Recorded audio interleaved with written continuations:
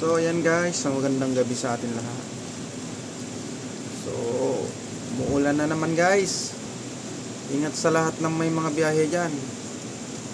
Ano pala, Happy New Year pa rin sa atin lahat. So salamat sa Panginoon at umulan kasi siguro dahil dun sa usok kagabi kaya nagkaroon siya ng low pressure area.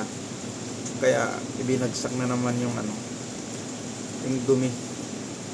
So thank you pa rin kay Lord kasi maayos tayong lahat at natapos ang ating taong 2025 ng we are in a safe zone. So ingat po tayong lahat at mabuhay tayong lahat. Ingatan ang kalusugan at panibagong taon sa ating lahat mga kasama. Thank you.